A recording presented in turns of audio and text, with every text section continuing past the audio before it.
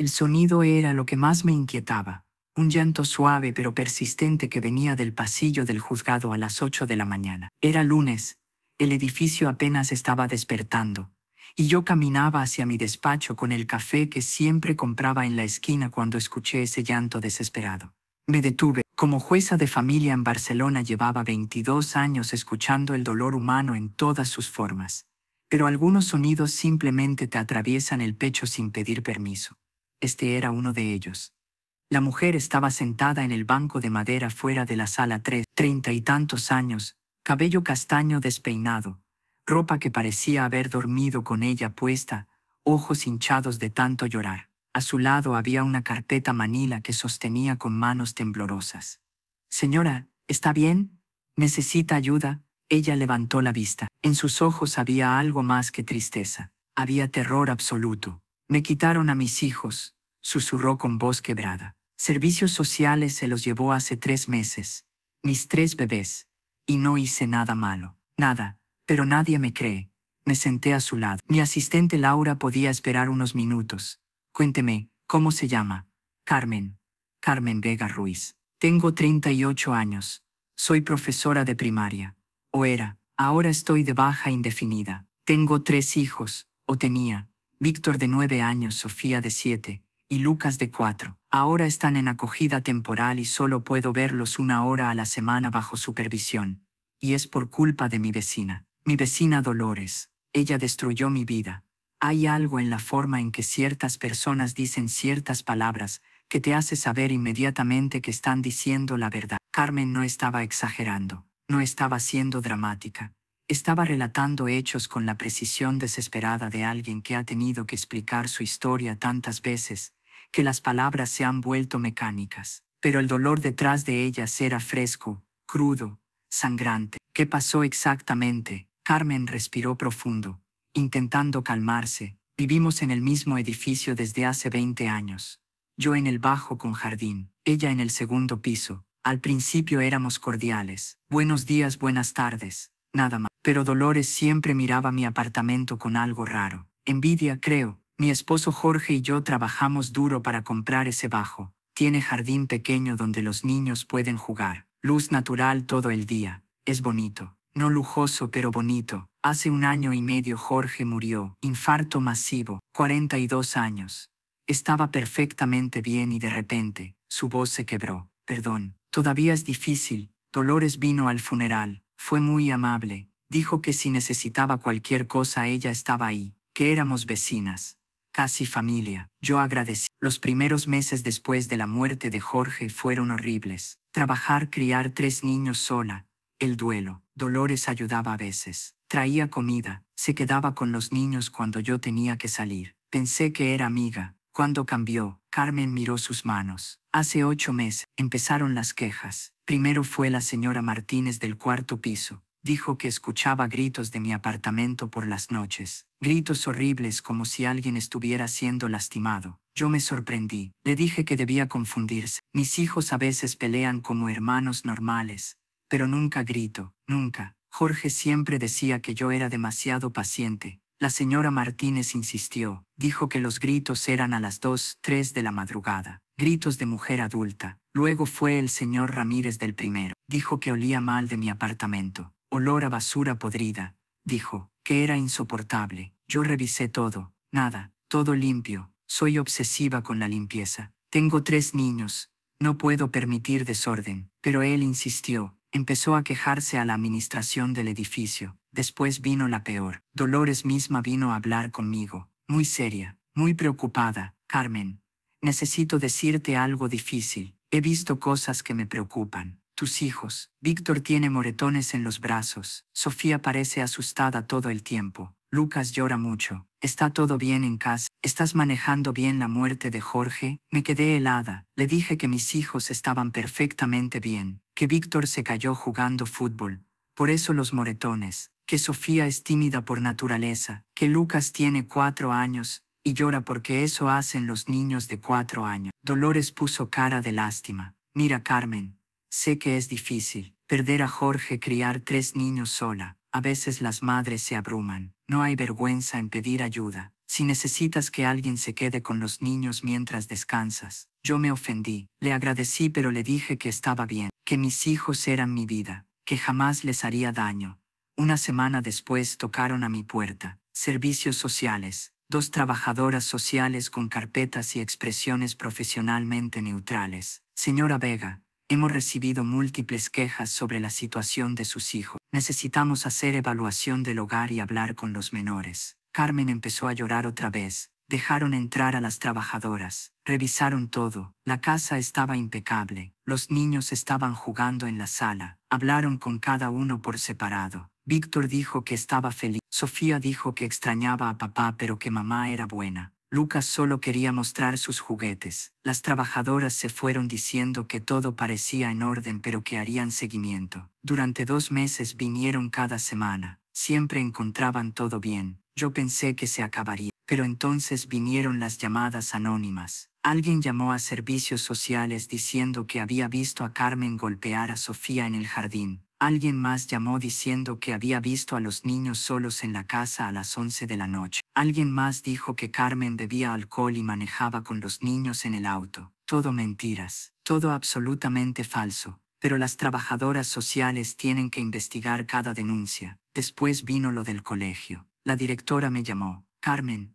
necesitamos hablar. Víctor llegó y con un moretón en la cara. Dijo que se cayó pero ya sabes que tenemos protocolo. Yo me desesperé. Sí, se cayó. Se tropezó bajando las escaleras del edificio. Hay cámaras que lo pueden probar. La directora miró incómoda. El problema es que esto viene después de las otras quejas. Y bueno, Servicios Sociales nos contactó. Están monitoreando la situación. Carmen me miró con ojos vidriosos. ¿Entiendes lo que estaba pasando? Jueza, me estaban construyendo un caso. Cada pequeña cosa normal de criar niños estaba siendo interpretada como abuso. Un moretón de jugar es abuso. Un niño llorando es trauma. Una madre cansada es negligencia. Y las quejas seguían llegando. Anónimas siempre, pero todas diciendo variaciones de lo mismo. Que yo maltrataba a mis hijos. Que mi casa era insalubre. Que yo no estaba mentalmente capacitada para cuidarlos. Y Dolores, Carmen soltó risa amarga. Dolores era mi mayor apoyo público. Venía a visitarme con otros vecinos. Ay, Carmen, pobrecita.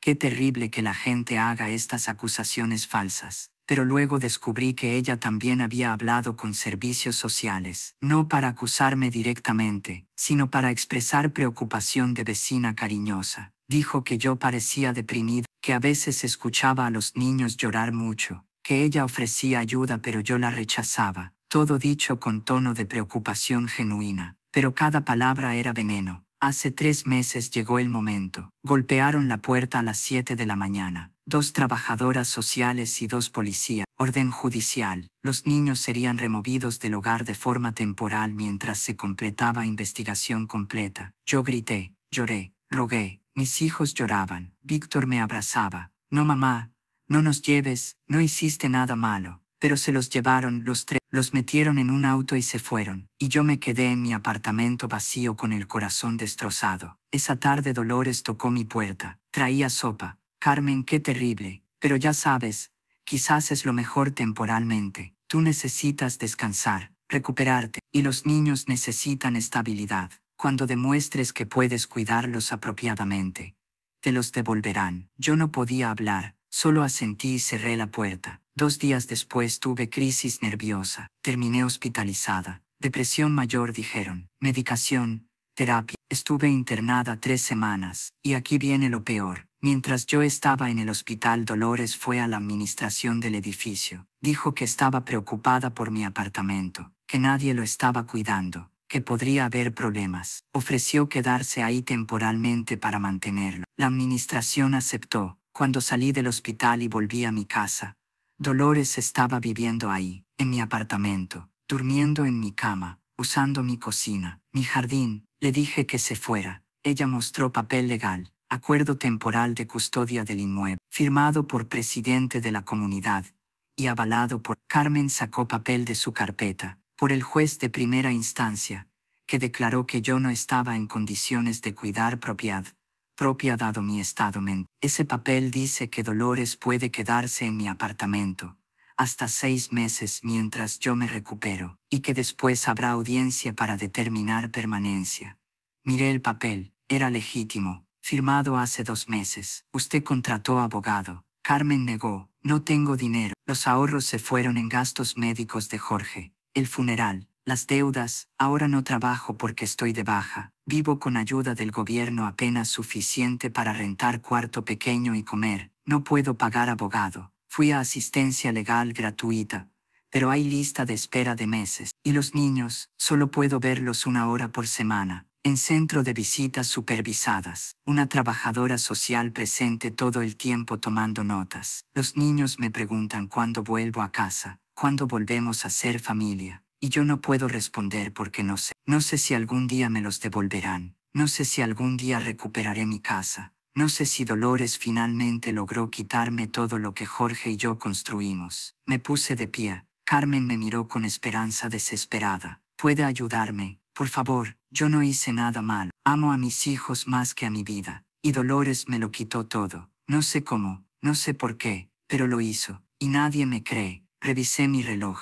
Tenía audiencia en 15 minutos. Pero algo en esta historia me erizaba la piel. Señora Vega, dame tu número de teléfono. Voy a revisar tu caso. No puedo prometer nada, pero voy a mirar. Esa tarde después de terminar audiencias llamé a mi contacto en servicios sociales. Marta Jiménez, directora regional. La conocía desde hacía años. Marta, necesito expediente completo de caso Vega. Carmen Vega Ruiz, 3 menores en acogida. Marta suspiró. Isabel, ese caso es problemático. Hay muchas denuncias, mucha documentación. ¿Por qué tu interés? Llamémoslo instinto. ¿Puedes enviármelo? Lo tendré mañana. El expediente llegó por mensajero. Era grueso, muy grueso. Empecé a leer. Las primeras denuncias eran de hace 8 meses, todas anónimas o de vecinos. Señora Martínez reportando gritos, señor Ramírez reportando olores, varios vecinos reportando ver a los niños desatendidos. Dolores Hidalgo Sanz expresando preocupación como vecina cercana. Las evaluaciones de servicios sociales eran inicialmente positivas. Hogar limpio, niños bien cuidados, Carmen cooperativa. Pero a medida que se acumulaban denuncias, el tono cambiaba. Preocupación por salud mental de la madre,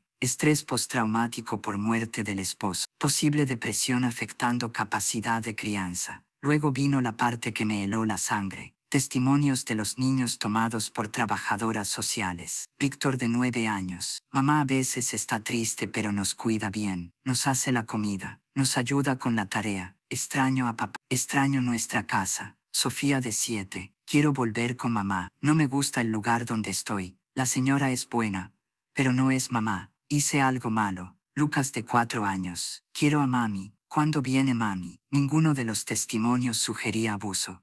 Entonces, ¿por qué fueron removidos? Seguí leyendo. La decisión final vino después del incidente de hospitalización de Carmen. El reporte decía, madre tuvo crisis mental severa. Fue hospitalizada involuntariamente. Diagnóstico de depresión mayor. En ausencia de familia extendida, que pueda cuidar menores y dada la inestabilidad demostrada de la madre, se recomienda acogida temporal hasta que madre demuestre recuperación completa y capacidad de crianza segura. Pero había algo que no cuadraba. Revisé las fechas. Carmen fue hospitalizada el 15 de marzo. Los niños fueron removidos el 8 de marzo, una semana antes. ¿Cómo puede la hospitalización justificar una remoción que ocurrió antes de la hospitalización? Llamé a Marta otra vez. ¿Puedes explicarme la cronología del caso Vega? Marta hizo pausa. Es complicado. La remoción inicial fue basada en acumulación de reportes y evaluación de que el ambiente era potencialmente dañino. La hospitalización posterior confirmó preocupaciones sobre salud mental materna. Ya ve, ¿y quién autorizó acuerdo de custodia de la propiedad? Eso no fue nosotros. Eso fue decisión civil separada. Busqué el caso civil. Efectivamente, había sido presentado por la administración del edificio representada por abogado llamado Luis Torre. El argumento era que el apartamento de Carmen necesitaba supervisión durante su ausencia y que Dolores, como vecina de confianza, había ofrecido encargarse temporalmente. El juez lo había aprobado como medida cautelar. Pero revisando más encontré algo interesante. El abogado Luis Torrent tenía dirección registrada. Era el mismo edificio donde vivían Carmen y Dolores. Vivía en el tercer piso. Empecé a hacer llamadas. Primera llamada, administración del edificio. Hola, soy la jueza Moreno. Necesito hablar con presidente de comunidad de vecinos del edificio en calle Aragón. Me pasaron con un señor mayor llamado Vicente Campos. Señor Campos, ¿puede explicarme cómo se decidió que Dolores Hidalgo se quedara en el apartamento de Carmen Vega? Vicente parecía incómodo. Bueno, fue propuesta de Dolores. Ella dijo que el apartamento necesitaba cuidado, que si quedaba vacío podría haber problemas. Ocupas, ya sabe, y como Carmen estaba en el hospital, parecía razonable. ¿Y quién sugirió involucrar al abogado Torrent? Vicente se quedó callado. Fue también Dolores. Ella dijo que conocía a Luis, que él podría ayudar a formalizar todo legalmente, para proteger a la comunidad. Para proteger a la comunidad, o para proteger a Dolores. No entiendo su pregunta. Señor Campos, notó si Dolores siempre quiso ese apartamento. Vicente suspiró. Mire, no me gusta hablar mal de vecinos, pero sí, Dolores siempre comentaba sobre el bajo. Decía que no era justo que Carmen tuviera jardín y ella no, que ella había vivido en el edificio más tiempo, que merecía mejor apartamento. Cuando Jorge murió, algunos pensamos que Dolores intentaría comprar el bajo, pero Carmen no quiso vender. Dolores se molestó. Segunda llamada. Señora Martínez, la del cuarto piso que reportó los gritos. Me costó convencerla de hablar. Tenía miedo. Señora Martínez, soy jueza. Sus reportes ayudaron a que 3 niños fueran removidos de su hogar. Necesito confirmar que lo que dijo era verdad. Ella lloró. Yo no quería que quitaran a los niños. Solo reporté lo que Dolores me dijo que escuchara. Perdón, Dolores me dijo que si ponía atención, escucharía gritos de noche, que Carmen maltrataba a sus hijos. Me dijo que era mi deber como ciudadana reportarlo. Así que lo hice. Pero ahora me siento terrible. Esos niños eran buenos niños. ¿Usted escuchó los gritos personalmente? Silencio largo. No exactamente. Es decir, escuché algo, sonidos. Pero no estoy segura de qué eran. Dolores dijo que eran gritos. Y ella vive más cerca de Carmen que yo. Así que pensé que ella sabría mejor. ¿Le pagó Dolores por hacer el reporte? Señora Martínez hizo pausa demasiado larga. No me pagó. ¿Pero qué? Ella me ayudó con algo. Mi nieto necesitaba tutoría. Dolores conocía a alguien que lo haría gratis, a cambio de pequeño favor de reportar lo que escuchaba. Como intercambio de vecinas. Tercera llamada, señor Ramírez sobre los olores. Patrón similar. Dolores le había sugerido que olores venían del bajo. Le había dicho que era su responsabilidad reportar condiciones insalubres. A cambio ella le había ayudado con papeleo de inmigración para su hermano. Pequeños favores. Intercambios aparentemente inocentes, pero todos convenientes para construir caso contra Carmen. Cuarta llamada. Luis Torrent el abogado. Él fue más cuidadoso. Simplemente ayudé a formalizar acuerdo que la comunidad quería. Dolores le pagó. Es confidencial. Señor Torrent, esto puede convertirse en investigación criminal. Dolores Hidalgo le pagó por presentar moción para quedarse con el apartamento. Pausa. Ella compensó mis servicios profesionales. Sí. ¿Cuánto? 5.000 euros. Por trabajo simple de presentar moción. Le pagaría 5.000 euros por 2 horas de trabajo. Él colgó. Tenía suficiente para sospechar, pero no para probar. Necesitaba más. Necesitaba evidencia directa. Llamé a Carmen. Señora Vega, necesito que me des permiso para entrar a tu apartamento. Quiero ver algo. Carmen me dio llaves que todavía tenía. Esa tarde fui con Laura, mi asistente. El edificio era modesto pero bien mantenido. Llegamos al bajo. Toqué. Dolores abrió. 50 y tantos. Vestido caro, pelo perfectamente arreglado. Su expresión cambió cuando me vio. Sí, soy la jueza Moreno. Necesito inspeccionar esta propiedad. Tengo autorización de la propietaria legal. Dolores intentó cerrar la puerta. No puede entrar sin. Tengo orden judicial. La interrumpí mostrando papel que había obtenido esa tarde. Apártese. Entramos. El apartamento era exactamente como Carmen lo había descrito. Luminoso, limpio, jardín pequeño pero hermoso. Dolores había hecho cambios. Muebles nuevos. Decoración diferente. Pero era claramente el hogar de Carmen siendo ocupado por otra persona. ¿Qué está buscando? Pero preguntó Dolores con voz tensa. Evidencia. Laura y yo revisamos cada habitación. En el dormitorio principal, encontramos algo interesante. Varios documentos sobre la mesa de noche. Títulos de propiedad del apartamento. Valoraciones recientes del inmueble. Cotizaciones de agencias inmobiliarias. Sobreprecio de venta. Dolores estaba estudiando cómo comprar el apartamento o venderlo. En el armario encontramos más. Diarios de Dolores. Los abrí. Páginas y páginas de obsesión con Carmen. 15 de agosto del año pasado. Carmen se sienta en su jardín como si fuera reina. Ese jardín debería ser mío. Yo llevo más tiempo aquí. 3 de septiembre. Jorge murió. Finalmente ahora Carmen está sola. Vulnerable. Esta es mi oportunidad. 20 de septiembre. Empecé a ayudar a Carmen. Se siente culpable aceptando ayuda.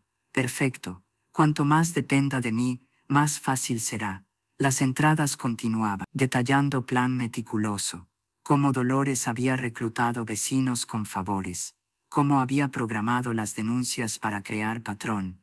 Cómo había usado contacto en servicios sociales para asegurar que cada denuncia fuera tomada seriamente. Cómo había esperado pacientemente momento perfecto para sugerir quedarse con el apartamento. Todo estaba ahí. Confesión completa. Laura fotografió cada página. Dolores intentó quitarnos los diarios. Eso es privado.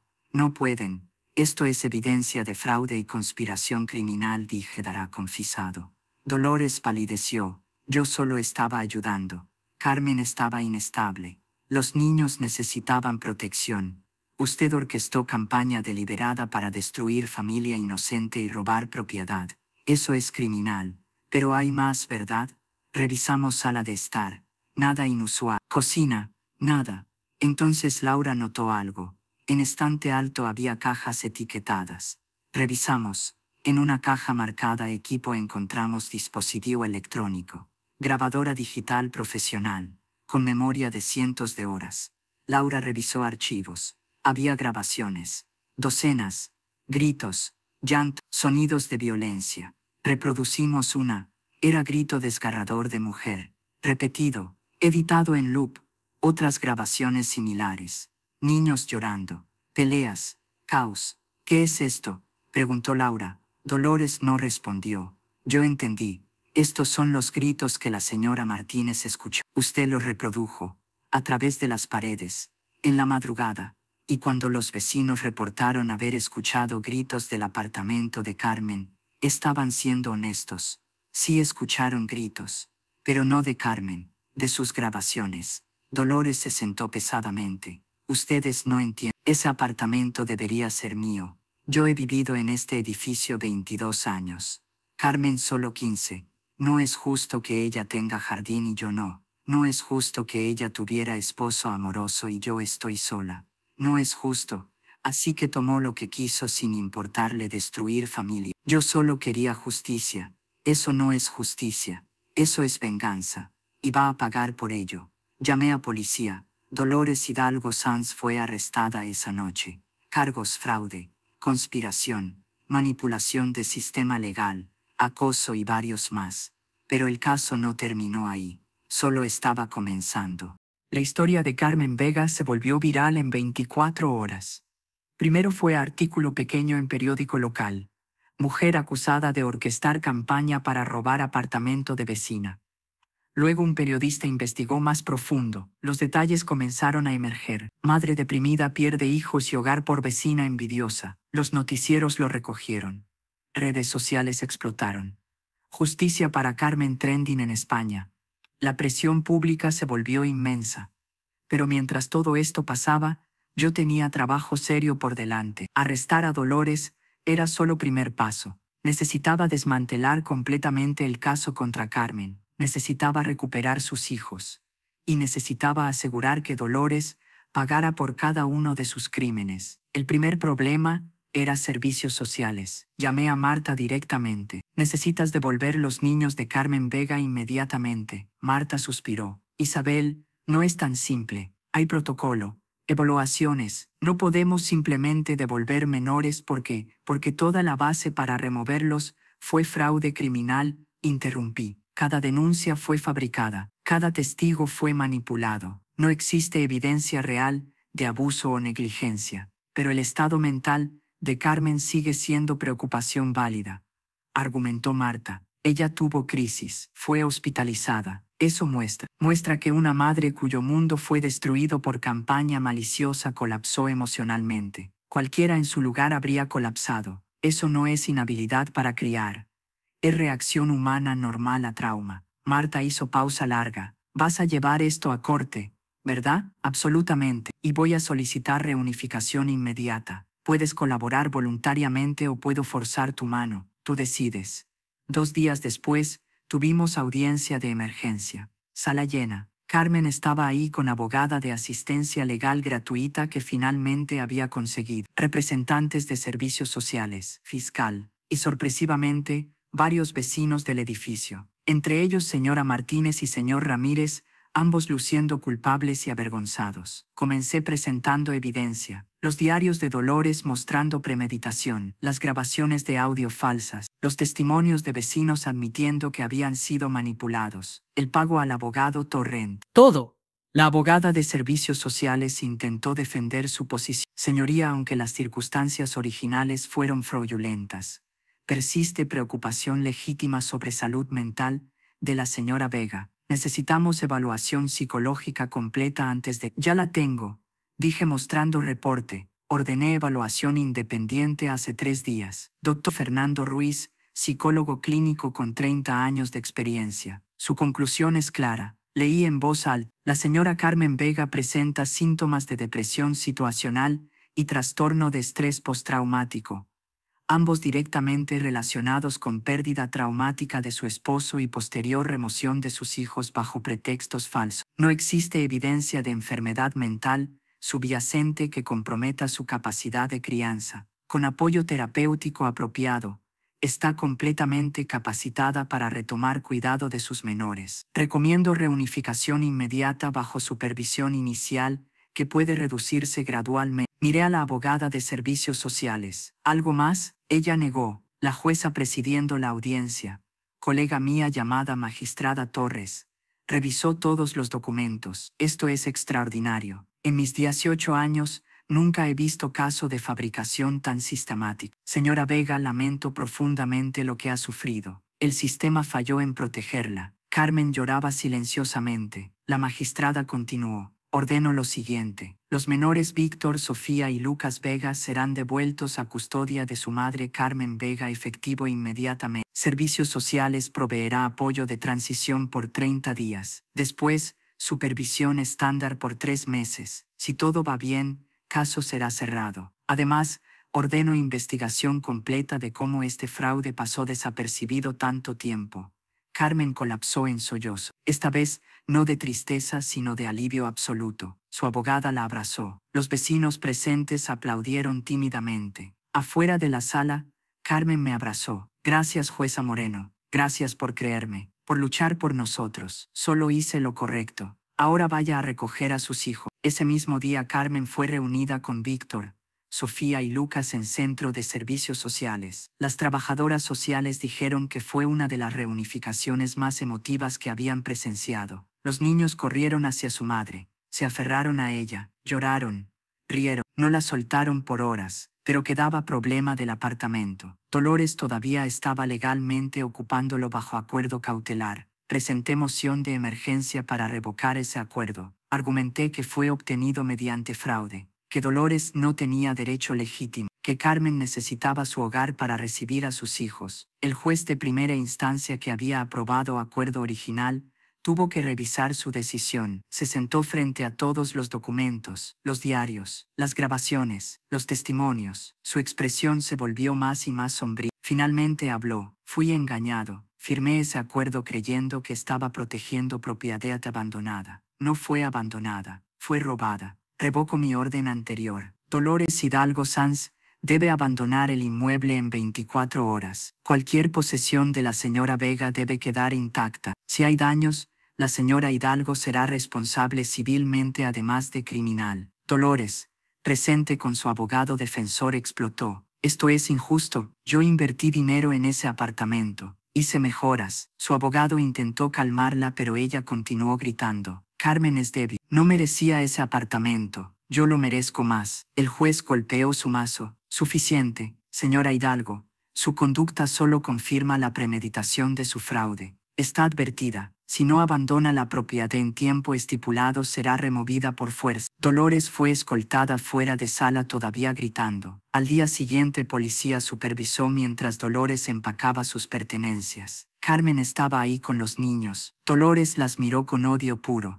Esto no termina aquí, dijo. Voy a apelar todo. Van a ver. El oficial a cargo le advirtió. Señora, retírese inmediatamente o será arrestada por acoso. Carmen finalmente entró a su hogar con sus hijos. Habían pasado 4 meses desde que los perdió. El apartamento estaba diferente. Dolores había cambiado muebles, pintado paredes, pero era repavable. Lo importante era que estaban juntos. Víctor, Sofía y Lucas corrieron por las habitaciones gritando de alegría. Es nuestra casa otra vez, decía Víctor. Nunca más nos van a separar, dijo Carmen. Nunca, pero mi trabajo aún no terminaba. Ahora venía caso criminal contra Dolores, y era complejo. Los cargos eran múltiples: fraude, conspiración para cometer fraude, manipulación de sistema legal, acoso sistemático, falsificación de evidencia, perjurio en documentos legales. Cada cargo tenía que ser probado más allá de duda razonable. El fiscal asignado era hombre joven llamado Daniel Ortega. Tenía reputación de ser minucioso, pero a veces demasiado cauteloso.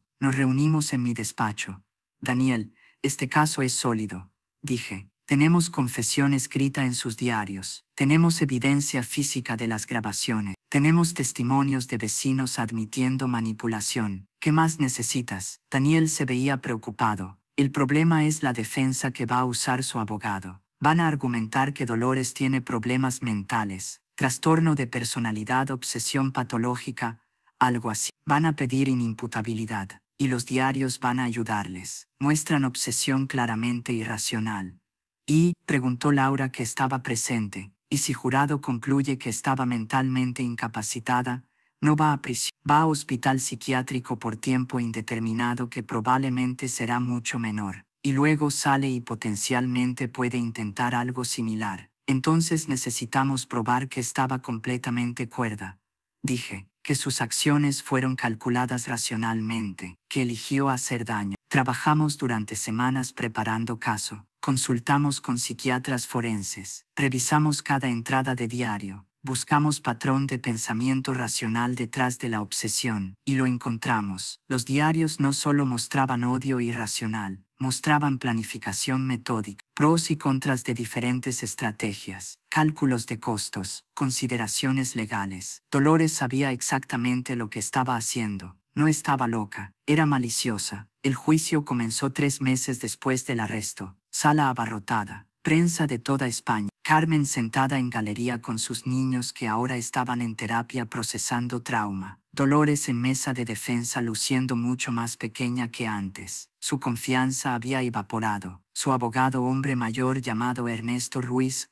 comenzó con estrategia predecible. Damas y caballeros del jurado, mi clienta no es criminal, es enferma. Sufre de trastorno de personalidad que afecta su percepción de realidad. Desarrolló fijación patológica con el apartamento de su vecina. Esta fijación nubló su juicio. No actuó con malicia sino con enfermedad. Daniel en contrainterrogatorio fue brillante. Señor Ruiz, ¿puede su clienta distinguir entre bien y mal? Ruiz vaciló. En general sí, pero en casos específicos relacionados con su obsesión. ¿Puede seguir instrucciones complejas? Sí. ¿Puede planificar actividades que requieren múltiples pasos? Sí. ¿Puede entender consecuencias legales de acciones? Generalmente sí. Entonces, resumiendo, su clienta está mentalmente capacitada excepto cuando conviene argumentar que no lo está. Objeción, gritó Ruiz. Aceptada, dijo juez. Pero el punto había sido hecho. Los testimonios comenzaron. Primero, señora Martínez, lloró en estrado. Yo fui débil. Dolores me ofreció ayuda para mi nieto y yo a cambio mentí. Dije cosas que no eran verdad. Destruí familia inocente. Lo siento tanto. Carmen, que estaba en galería, sintió. Ya la había perdonado. Señor Ramírez, similar. Dolores me ayudó con papeles de mi hermano. Yo pensé que reportar olores era cosa menor. No sabía que iba a causar que quitaran niños. Lo siento. Luis Torrente, el abogado, testificó bajo inmunidad. Admitió que Dolores le había pagado 5.000 euros para presentar moción obviamente fraudulenta, que él sabía que Carmen no había abandonado propiedad, que era temporalmente incapaz por crisis que misma Dolores había orquestado, pero el dinero era bueno y pensé que era asunto civil sin. No imaginé la magnitud del fraude. Su licencia de abogado estaba ahora bajo revisión. Probablemente perdería derecho a ejercer. Luego testigos expertos. Dr. Fernando Ruiz explicó cómo depresión de Carmen fue inducida por trauma. No era condición preexistente, era resultado directo de campaña de Dolores. Con tratamiento apropiado Carmen estaba completamente recuperada. Otro psiquiatra, Dr. Laura Mendoza, testificó sobre evaluación que había hecho de Dolores. Presenta rasgos de trastorno narcisista y antisocial de personalidad. Siente envidia patológica y carece de empatía. Pero estas condiciones no eliminan responsabilidad criminal. Ella sabía que sus acciones eran moralmente incorrectas y legalmente problemáticas. Eligió hacerlas de todas formas.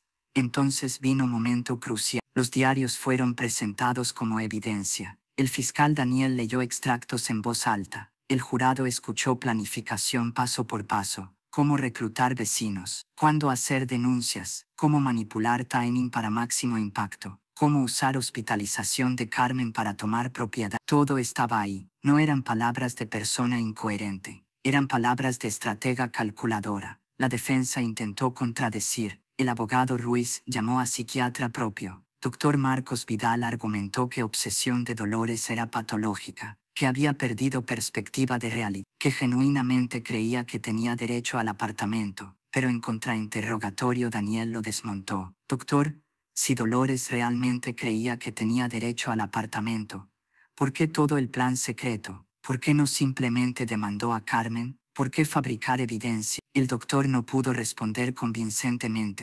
Finalmente Dolores testificó. Fue desastre. Su abogado la había preparado para parecer vulnerable, arrepentida. Pero en cuanto comenzó a hablar, su verdadera personalidad emergió. Ese apartamento debería ser mío. Yo merezco jardín, yo merezco luz. Carmen no trabajó por eso, su esposo lo compró. Yo trabajé toda mi vida y no tengo nada. No es justo. Daniel la dejó hablar. Entonces decidió tomar lo que creía que merecía, sí. Sin importar daño a Carmen y sus hijos, los niños estarían bien. Carmen era madre débil de todas formas. Débil, acababa de perder esposo. Exacto. Débil. Silencio en sala. Jurado miraba a Dolores con disgusto. Su propio abogado había puesto cara de derrota. Daniel continuó. ¿Planeó usted toda esta campaña? Hice lo necesario. ¿Fabricó evidencia de abuso? Creé situación donde verdad pudiera salir. ¿Verdad? No había abuso. Había negligencia emocional. Carmen estaba deprimida. ¿Y usted causó esa depresión? Yo simplemente, respondió pregunta, ¿sí o no? Dolores miró a su abogado buscando ayuda. Él negó con cabeza. Yo aceleré proceso inevitable, dijo finalmente. Argumentos finales fueron breves. El abogado Ruiz intentó generar simpatía. Mi clienta actuó mal pero desde el lugar de dolor y enfermedad. Merece tratamiento, no prisión. Daniel fue directo. Esta mujer destruyó familia intencionalmente para robar propiedad. Usó sistema legal como arma. Manipuló vecinos, trabajadores sociales, jueces. Causó trauma permanente a 3 niños inocentes. Merece máxima pena permitida bajo ley. El jurado deliberó 2 días. Cuando volvieron, Dolores estaba pálida. Hemos alcanzado veredicto. Encargo de fraude, culpable. Encargo de conspiración, culpable. Encargo de manipulación de sistema legal, culpable. Encargo de acoso, culpable. Encargo de falsificación de evidencia, culpable. En todos los cargos, culpable. Dolores colapsó. Carmen lloró de alivio. Los niños la abrazaron, pero faltaba lo más importante, la sentencia.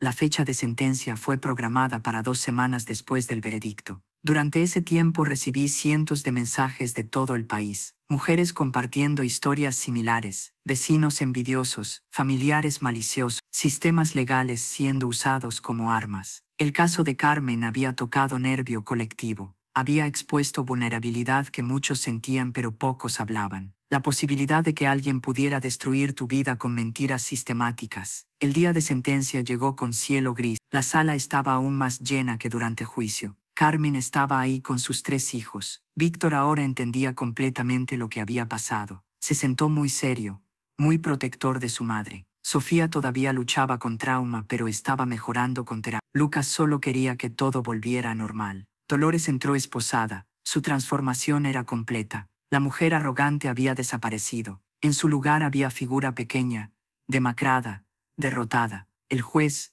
magistrado Juan Ortiz, era conocido por sentencias justas pero duras. Había leído todo el expediente. Había estado presente durante juicio. Ahora tenía que decidir cuántos años de vida de Dolores se perderían por sus acciones. Antes de sentencia, permitiré declaraciones de impacto de víctima. ¿La señora Vega desea hablar? Carmen se puso de pie. Llevaba papel preparado pero lo guardó. Habló desde el corazón. Perdí 4 meses con mis hijos. 4 meses cruciales. Víctor tuvo cumpleaños en acogida. Sofía perdió obra de teatro de su escuela. Lucas tuvo pesadillas cada noche sin entender por qué mamá no está. Yo estuve en hospital pensando que había perdido todo. Pensando que quizás sería mejor morir. Su voz se quebró. Dolores no solo intentó robar mi apartamento, intentó robar mi vida, mi razón de existir, y casi lo logra. Miró directamente a Dolores. No sé por qué me odiaba tanto. Nunca le hice daño, solo vivía mi vida. Tenía esposo que amaba, tenía hijos hermosos, tenía hogar modesto pero feliz, y eso fue suficiente para que quisiera destruirme. Ahora Víctor tiene pesadillas donde hombres vienen a llevárselo. Sofía no confía en adultos. Tiene miedo de que servicios sociales regresen. Lucas pregunta cada noche si mañana seguiremos siendo familia. El daño que hizo no termina cuando termina juicio. Vivirá en nosotros por años, quizás siempre. Hizo pausa, pero sobrevivimos, y vamos a seguir sobreviviendo, porque somos familia. Y el amor es más fuerte que odio, más fuerte que envidia, más fuerte que maldad. Espero que algún día Dolores entienda el dolor que causó, pero si no lo hace, al menos espero que nunca pueda hacer esto a otra familia. Carmen se sentó. No había ojo seco en sal. El magistrado se aclaró garganta. Señora Hidalgo, ¿desea decir algo antes de sentencia? Dolores se puso de pie temblando. Su abogado la había aconsejado expresar remordimiento, pero hasta el final, su verdadera naturaleza emergió. Yo solo quería lugar bonito para vivir. No pensé que sería tan grave. Todos exageran. Los niños están bien. Carmen está bien. Todos están bien. Su abogado cerró ojos con frustración. El magistrado la miró con incredulidad. ¿Todos exageran? Acabó de escuchar testimonio de madre describiendo trauma permanente de sus hijos. Dolores se encogió. Solo digo que no maté a nadie. No fue tan malo. El magistrado Juan respiró profundo. Señora Hidalgo, voy a explicarle exactamente qué tan malo fue. Usted orquestó campaña de destrucción que duró meses. Manipuló vecinos inocentes para cometer perjurio. Fabricó evidencia de abuso infantil. Usó sistema de protección de menores. Sistema diseñado para salvar niños, como arma para robar propiedad. Causó remoción traumática de 3 menores de hogar seguro. Causó hospitalización psiquiátrica de madre previamente estable. Se apropió de propiedad bajo pretextos fraudulentos. Y durante todo esto nunca mostró remordimiento. Nunca detuvo su campaña. Solo paró cuando fue atrapada. El magistrado continuó. He revisado antecedentes. No tiene condenas previas. Eso cuenta a su favor. Pero psicólogos forenses indican alto riesgo de reincidencia. Usted carece de empatía fundamental. Ve a otros como obstáculos o recursos, no como seres humanos. Eso la hace peligrosa. Además, sofisticación de su fraude demuestra inteligencia considerable. No fue crimen pasional, fue crimen planificado meticulosamente ejecutado durante meses. Eso merece pena severa. Considero varios factores. Primero, número de víctimas. Carmen y 3 niños sufrieron directamente, pero también vecinos manipulados ahora cargan culpa. Sistema legal, fue abusado minando confianza pública. Segundo, duración del crimen. 8 meses de planificación y ejecución. Tercero, ausencia de remordimiento. Incluso ahora, minimiza daño. Cuarto, vulnerabilidad de víctimas. Atacó a viuda reciente y niños pequeños. Quinto, abuso de posición de confianza como vecina. El magistrado hizo pausa dramática. Por todos estos factores, sentencia de este tribunal es la siguiente. Por fraude en primer grado, 8 años de prisión. Por conspiración, 3 años consecutivos. Por manipulación de sistema legal, 2 años consecutivos. Por acoso agravado, 2 años consecutivos. Por falsificación de evidencia, 1 año consecutivo. Total, 16 años de prisión. Dolores gritó. Su abogado la sujetó. 16 años, eso es mi vida. Voy a tener 68 cuando salga. El magistrado no había terminado. Además, orden de restitución. Señora Hidalgo pagará a Carmen Vega 50.000 euros por daños emocionales. Pagará al Estado 20.000 euros por costos de servicios sociales mal utilizados. Pagará al edificio 10.000 euros por daños a reputación. Total, 80.000 euros. Además, orden de restricción permanente. Nunca podrá acercarse a Carmen Vega o sus hijos a menos de 500 metros. Violación de esta orden resultará en cargos adicionales. Y finalmente, recomendación al Colegio de Abogados para que investiguen conducta de Luis Torrent. Y recomendación al Departamento de Servicios Sociales para que revisen protocolos. Este caso reveló vulnerabilidades sistemáticas que deben ser corregidas para prevenir abusos similares. Golpeo mazo. Sentencia pronunciada. Dolores fue escoltada fuera todavía gritando. Carmen se desplomó en brazos de sus hijos llorando de alivio. Afuera del juzgado había docenas de reporteros. Carmen aceptó dar declaración breve. Hoy justicia fue servida, pero el verdadero trabajo ahora es sanar. Mis hijos y yo vamos a reconstruir nuestras vidas. Vamos a honrar memoria de Jorge siendo familia fuerte. Y vamos a perdonar, no por Dolores, ella claramente no lo merece, sino por nosotros, porque vivir con odio solo daña a quien lo carga. Los reporteros gritaron preguntas. Carmen negó. Ya dije suficiente. Ahora quiero ir a casa con mis niños y cocinar cena familiar. Primera cena tranquila en meses. Pero el caso tuvo repercusiones que iban más allá de Dolores y Carmen. La investigación recomendada por el magistrado reveló problemas sistemáticos. Servicios Sociales tenía protocolo de verificar cada denuncia, pero no tenía sistema para detectar patrones de denuncias maliciosas. No había filtros para identificar campañas coordinadas. Una persona determinada podía inundar sistema con reportes falsos y cada uno era tratado como incidente aislado. El departamento formó comité para revisar todos los casos donde niños habían sido removidos en últimos 5 años. Encontraron otros 3 casos sospechosos, no tan elaborados como el de Dolores, pero similares. Familiares codiciosos usando acusaciones falsas de abuso para obtener custodia y control de propiedades o herencias. En 2 casos, lograron revertir remociones injustas. En uno era demasiado tarde. Los niños habían sido adoptados. Esa familia rota no podía repararse. El Colegio de Abogados suspendió licencia de Luis Torrent. Investigación reveló que había aceptado dinero para presentar mociones claramente fraudulentas en varios casos. No solo el de Carmen, era patrón de comportamiento. Eventualmente fue desbarrado permanentemente. Su carrera terminó. La comunidad de vecinos del edificio de Carmen tuvo que enfrentar su propia complicidad. La señora Martínez y el señor Ramírez habían admitido ser manipulados, pero otros vecinos habían sido cómplices silenciosos. Habían visto a Carmen sufrir y no habían hecho nada. En reunión extraordinaria de vecinos, Vicente Campos, el presidente, admitió error. Fallamos a Carmen. Permitimos que Dolores manipulara situación porque era más fácil no cuestionar. Porque Dolores era persistente y Carmen estaba vulnerable. Eso fue cobarde. Propongo que como comunidad hagamos algo para compensar. Decidieron crear fondo de emergencia comunitaria. Si algún vecino enfrentaba crisis, habría recursos para ayudar, para prevenir que alguien más cayera en situación similar a la de Carmen. Era pequeño gesto pero significativo. Los niños de Carmen mejoraban lentamente. Víctor volvió a escuela y sus calificaciones se recuperaron. Había perdido trimestre completo pero profesores fueron comprensivos. Le dieron tutoría extra. Sofía todavía tenía días difíciles,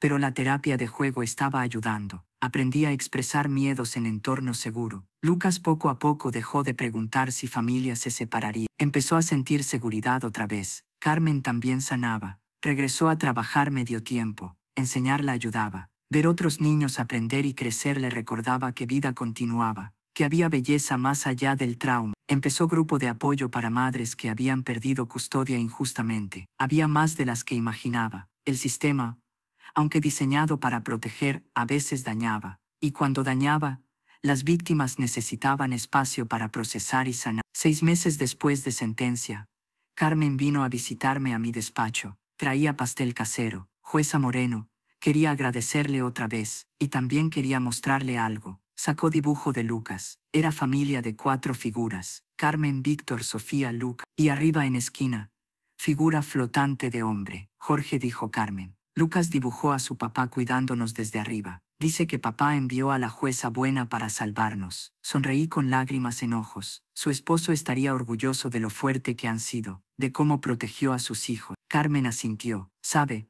por mucho tiempo sentí culpa, como si hubiera fallado a Jorge permitiendo que esto pasara. Pero mi terapeuta me ayudó a entender que no fue mi culpa, que fui víctima de persona manipuladora, y que lo importante es que sobrevivimos. Somos más fuertes ahora, cicatrizados pero más fuertes.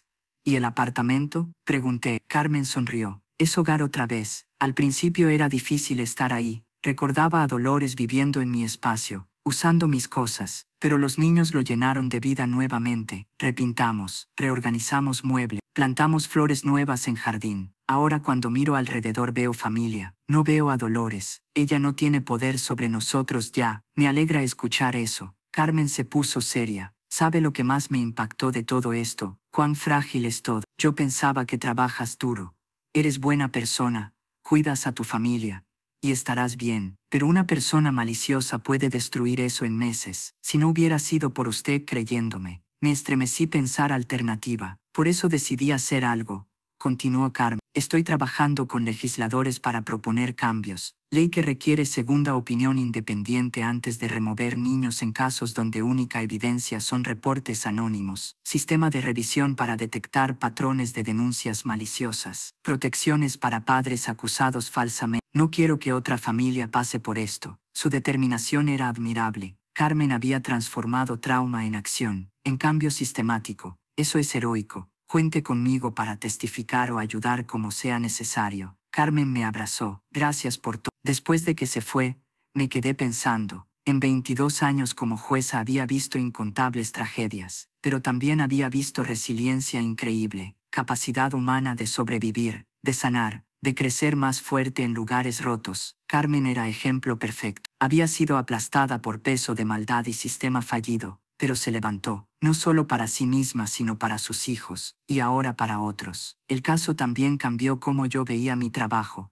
Había aprendido a nunca asumir, a mirar más profundo, a cuestionar narrativas que parecían obvias. Carmen había parecido madre negligente en papel, múltiples reportes, hospitalización psiquiátrica, todo apuntaba a problema, pero debajo había historia completamente diferente. Víctima de campaña criminal sofisticada. Si no hubiera tomado tiempo de escuchar realmente, si no hubiera investigado más allá de superficie, Carmen habría perdido sus hijos permanentemente. Dolores habría ganado apartamento. La injusticia habría prevalecido.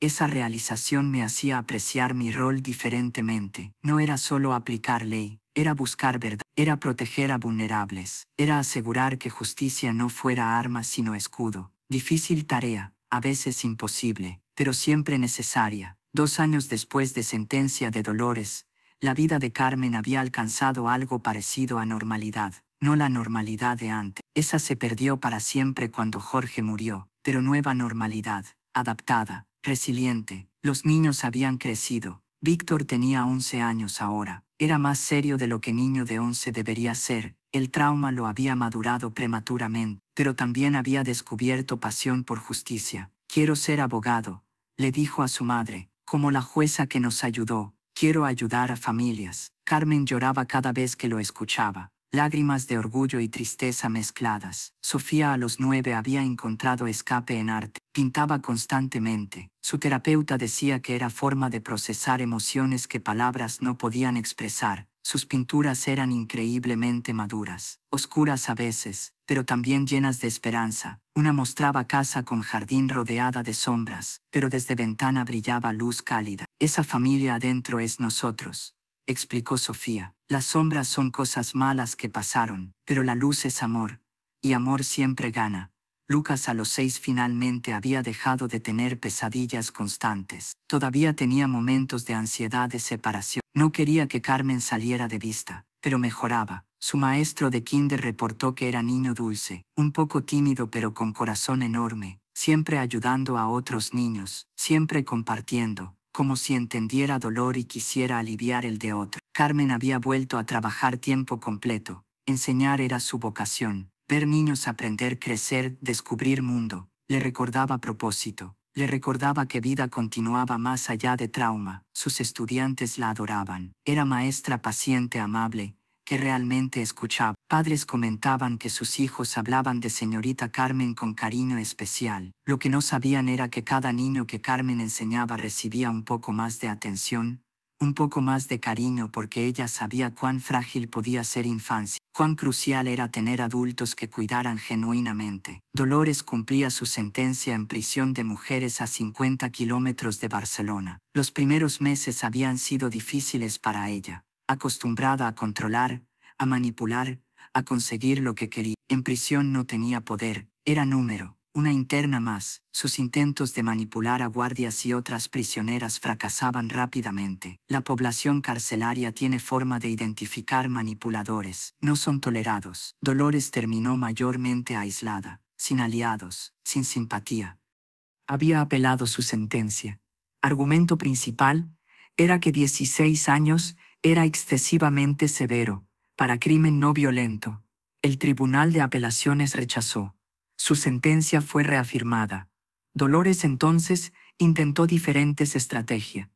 Buen comportamiento, participación en programas de rehabilitación, terapia de grupo. Intentaba demostrar cambio para optar a reducción de pena o libertad condicional temprana. Pero su terapeuta en prisión, psicóloga llamada Dra. Alicia Romero, no se dejaba engañar. Dolores dice palabras correctas, reportó Dra. Romero en evaluación anual. Expresa remordimiento apropiado en sesiones grupales, pero no hay cambio real. Es performance. Cuando cree que no estoy observando, muestra misma falta de empatía, mismo sentido de ser víctima, misma creencia de que merece lo que otros tienen. El trastorno de personalidad antisocial y narcisista no desaparece con terapia breve. Requiere años de trabajo intenso, y paciente tiene que querer cambiar. Dolores no quiere cambiar. Quiere salir. Carmen sabía que Dolores eventualmente saldría. 16 años parecían largos, pero pasarían. Y cuando Dolores saliera, sería mujer de casi 70, amargada, probablemente todavía peligrosa. La orden de restricción permanente ayudaría. Pero Carmen había aprendido que papeles legales solo protegían hasta cierto punto. Así que tomó precauciones. Sistema de seguridad en casa, alarmas, cámaras. Enseñó a sus hijos qué hacer si alguna vez veían a Dolores. Triste que tuviera que vivir con esa precaución, pero realista. La legislación que Carmen había propuesto progresaba lentamente. Había testificado ante comité parlamentario. Su historia había impactado. Varios legisladores habían expresado apoyo, pero cambio legislativo era lento. Había resistencia de algunos sectores que argumentaban que regulaciones adicionales harían trabajo de servicios sociales más difícil, que niños en peligro real podrían no ser protegidos y si proceso se volvía demasiado burocrático. Carmen entendía preocupación. No quería dificultar protección de niños genuinamente abusados, pero quería balance, quería salvaguardas contra abuso del sistema. Después de años de lobby, finalmente se aprobó versión modificada de su propuesta, Ley de Protección de Familias en Crisis. Requería que antes de remoción de menores basada únicamente en reportes anónimos, debía haber evaluación por equipo multidisciplinario, psicólogo, trabajador social y representante legal del menor. 3 opiniones profesionales independientes, no perfecta pero mejor que antes. El día que ley fue firmada, Carmen fue invitada a ceremonia. Parada junto a legisladores y activistas, sosteniendo pluma ceremonial, sintió orgullo mixto con tristeza. Esta ley no habría salvado su familia. Ya habían sufrido, pero salvaría a otras. Y eso tenía que ser suficiente. En discurso breve Carmen dijo, Nadie debería perder sus hijos por mentiras. Nadie debería tener que probar inocencia cuando sistema asume culpa. Esta ley no es perfecta, pero es inicio. Es reconocimiento de que familias merecen protección, no solo de abusadores, sino también de acusadores maliciosos. Víctor, Sofía y Lucas estaban en audiencia. Aplaudieron con orgullo. Su madre había convertido dolor en propósito, tragedia en cambio. Esa era lección que nunca olvidaría. Años pasaron. Víctor en secundaria se destacaba en debate. Era articulado, apasionado, justo. Profesores decían que tenía futuro brillante en derecho. Sofía ganó concurso de arte regional. Su pieza era serie de pinturas sobre familia reconstruida después de trauma. Críticos adultos comentaban profundidad emocional rara en artista tan joven. Lucas descubrió amor por animales. Quería ser veterinario, cuidar a criaturas que no podían defenderse. Carmen veía a sus hijos florecer y agradecía cada día. También había formado relación inesperada. Andrés, maestro de educación física en su escuela, viudo también, había perdido esposa a cáncer 3 años atrás. Los dos se habían conocido en reunión de profesores. Conversación casual sobre pedagogía se convirtió en cafés después de escuela. Cafés se convirtieron en cena. Carmen había resistido al principio. Sentía que sería traición a Jorge, pero su terapeuta le recordó que Jorge querría que ella fuera feliz, que 38 años era demasiado joven para rendirse a amor. Andrés era paciente, entendía trauma, no presionaba, y lentamente Carmen se permitió sentir algo además de dolor. No era amor fulminante de su juventud con Jorge, era algo más tranquilo, más maduro, amor construido en comprensión mutua de pérdida, en respeto, en amistad que gradualmente se profundizaba. Los niños aceptaron a Andrés. Nadie podría reemplazar a Jorge, nadie debería, pero Andrés tenía su propio lugar. Era bueno con ellos, paciente, presente, y eso era suficiente. 4 años después de sentencia, Carmen y Andrés se casaron. Ceremonia pequeña, solo familia cercana y amigos íntimos. Víctor caminó a su madre hacia el altar. Momento agridulce. Jorge debería estar ahí, pero vida continuaba, y Carmen merecía felicidad.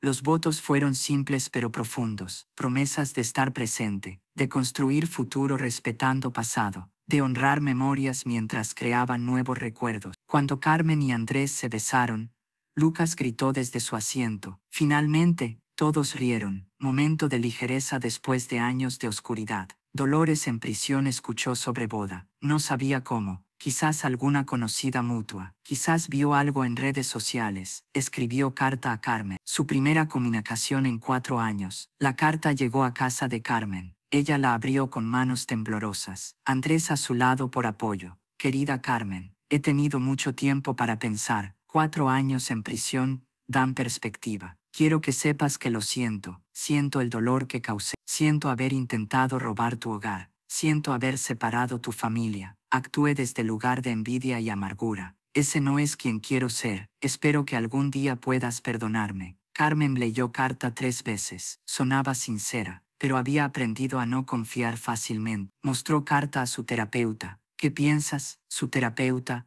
mujer sabia llamada Elena Vidal, leyó cuidadosamente. Suena apropiada. Usa palabras correctas, pero sin ver a Dolores, sin evaluarla directamente, no puedo decir si es genuina. Lo que puedo decir es esto. Perdón no es sobre ella, es sobre ti. Perdonarla no significa confiar en ella. No significa permitirle volver a tu vida. Significa liberarte de carga de odio. Puedes perdonar y aún mantener distancia segura. Carmen pensó, sí, puedo. Escribió respuesta breve. Dolores, he recibido tu carta. No sé si tu arrepentimiento es real o performance, pero elijo creer que incluso personas que han hecho cosas terribles pueden cambiar. Te perdono. No por ti, por mí, por mis hijos, por mi nueva familia, porque vivir con rencor solo envenena a quien lo causa. Pero el perdón no significa reconciliación. No quiero verte, no quiero que contactes a mi familia. La orden de restricción permanece. Cuando salgas en 12 años, espero que hayas encontrado paz, pero esa paz debe ser lejos de nosotros. Deseo que encuentres forma de vivir sin dañar a otro. Eso es todo. Envió carta. Se sintió aliviada. Perdonar no había sido fácil. Había tomado años de terapia, de trabajo interno, de reconstrucción de confianza en humanidad. Pero había llegado ahí, Y esa liberación era regalo que se daba a sí misma. Dolores recibió respuesta. Lloró en su celda. No sabía si eran lágrimas de arrepentimiento genuino o solo autocompasión. Probablemente mezcla. Había perdido tanto: su libertad, su reputación, su futuro. ¿Y para qué? Para apartamento que nunca consiguió, para jardín que nunca disfrutó. Envidia había costado todo. 8 años después de sentencia, Dolores solicitó libertad condicional. Había cumplido mitad de condena. Bajo ley española podía aplicar. La audiencia fue evaluada por junta. Carmen fue notificada. Tenía derecho de presentar declaración oponiendo. Consultó con Andrés, con terapeuta, con sus hijos ahora adolescentes. Víctor tenía 17. Debemos oponernos. Es peligrosa. Sofía, 15, era más pensativa. ¿Y si realmente cambió? No todos merecen segunda oportunidad. Lucas, 12, simplemente preguntó: ¿volverá a lastimarnos? Carmen decidió presentar declaración, pero no oposición. Dejó decisión a junta. Mi familia ha sanado. Hemos reconstruido vida hermosa. Dolores Hidalgo no tiene poder sobre nosotros. Si junta determina que ella ha cambiado genuinamente, que no representa peligro, no me opondré a libertad condicional. Pero si hay duda, cualquier duda, solicito que permanezca en prisión hasta cumplir sentencia completa. No porque quiera venganza, sino porque protección de familia es primero. La Junta evaluó, revisó informes de comportamiento, evaluaciones psicológicas, participación en programas. Decidieron negar libertad condicional, no por oposición de Carmen, sino por evaluación de Dra. Romero. Dolores Hidalgo no ha demostrado cambio interno real, sigue siendo riesgo. Recomienda cumplimiento de sentencia completa antes de considerar liberación. Dolores tendría que esperar 8 años más. Estaría libre a los 68, casi 70, la mayoría de su vida perdida. Cuando Carmen escuchó decisión, sintió alivio mixto con tristeza. Alivio porque su familia estaba segura 8 años más. Tristeza porque desperdicio de vida humana es siempre tragedia, incluso cuando esa vida eligió mal, incluso cuando esa persona causó dolor inmenso. Seguía siendo desperdicio. Los años continuaron pasando. Víctor entró a universidad. Estudió Derecho como siempre soñó. Se especializó en Derecho de Familia. Quería proteger familias como la suya había sido protegida. En su primer año de práctica, tomó caso pro bono. Madre acusada falsamente de negligencia. Víctor investigó meticulosamente. Encontró inconsistencia. Demostró que acusaciones eran fabricadas por exesposo vengativo. Madre recuperó custodia. Cuando madre lloró agradeciéndole, Víctor pensó en su propia madre, en Dolores, en círculo de dolor y sanación. Estaba rompiendo ese círculo, creando justicia donde había injusticia. Sofía estudió Bellas Artes. Su tesis fue serie de instalaciones sobre trauma y resiliencia. Una pieza en particular se volvió famosa, Casa de Muñecas Perfecta. Pero cuando mirabas más cerca, había grietas en paredes, sombras en esquina, y en centro, figuras de madre y niños, abrazados protectoramente. Título: Después de la tormenta. Críticos dijeron que capturaba perfectamente cómo familias sobreviven adversidad, cómo belleza emerge de ruinas. Sofía dedicó serie a su madre, por enseñarnos que amor es más fuerte que maldad. Lucas estudió veterinaria, se especializó en animales de refugio, aquellos que habían sido abandonados o maltratados. Encontraba paralelo entre su trabajo y su historia. Todos merecemos segunda oportunidad.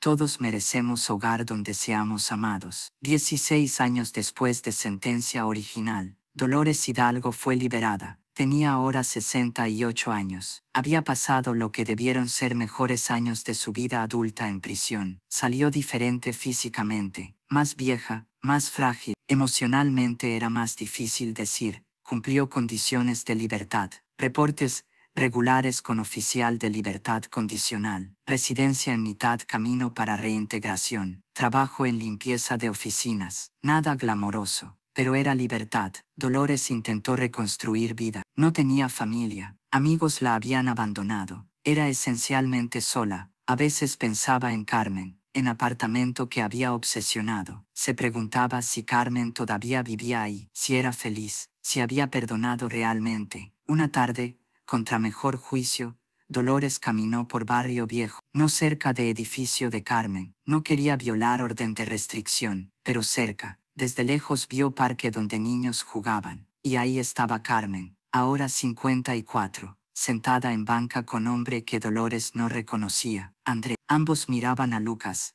ahora 18, jugando fútbol con amigos. Carmen reía, verdadera risa, llena de alegría. Dolores sintió algo extraño, no envidia esta vez, algo más cercano a remordimiento genuino, o quizás solo tristeza por lo que podría haber sido si ella hubiera elegido diferente. No se acercó, dio media vuelta y se fue. Esa noche en su cuarto pequeño de mitad camino, Dolores escribió en diario. Había mantenido diarios toda su vida. Este era diferente. No planes de cómo conseguir lo que quería, solo reflexiones. Hoy vi a Carmen. Es feliz, construyó vida hermosa después de todo lo que le hice. Y yo estoy aquí, sola, con nada, todo por querer algo que no era mío, por pensar que merecía más. Ahora entiendo, no merecía nada. Merecimientos se ganan, no se roban. Ojalá hubiera aprendido eso hace 20 años. Pero algunos aprenden tarde, algunos nunca aprenden. Espero estar aprendiendo ahora, aunque sea tarde. 2 años después de liberación,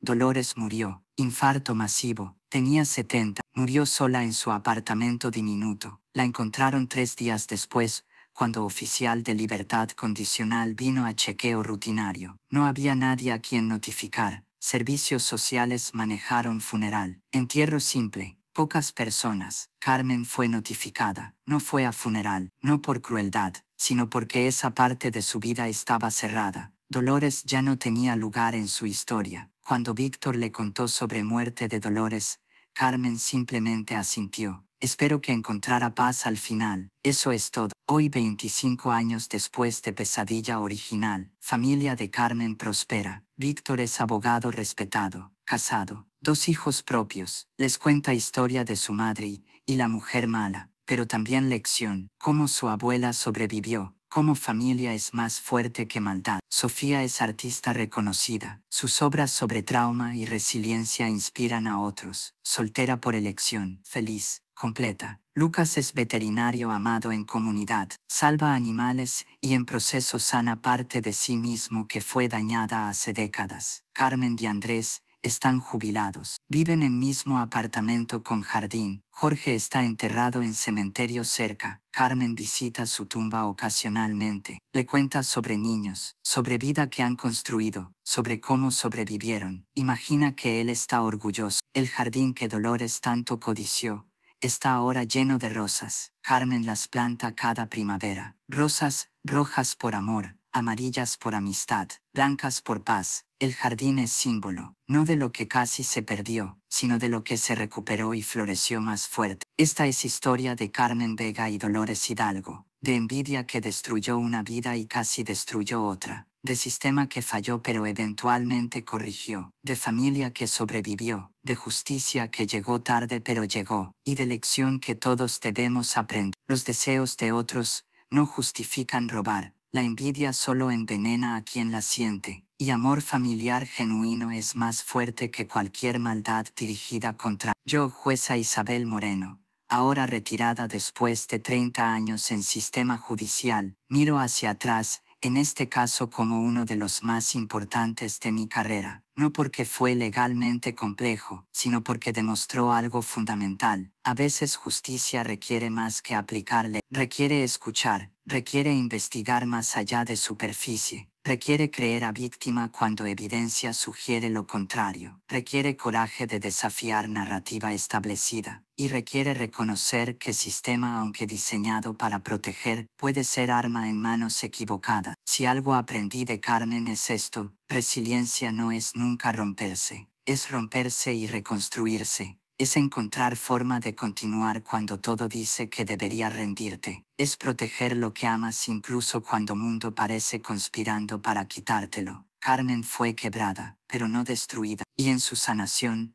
ayudó a sanar sistema. Cambió leyes, protegió otras familias, convirtió su dolor en propósito. Eso es heroísmo verdadero. No capa ni poderes, solo madre protegiendo lo que ama, solo mujer levantándose una vez más de lo que fue derribado, solo ser humano eligiendo esperanza sobre desesperación. Ese es el legado de Carmen Vega, y esa es lección de vecina envidiosa que intentó robar pero solo perdió, porque al final, amor siempre gana, quizás no rápido, quizás no fácil, pero eventualmente inevitablemente amor gana.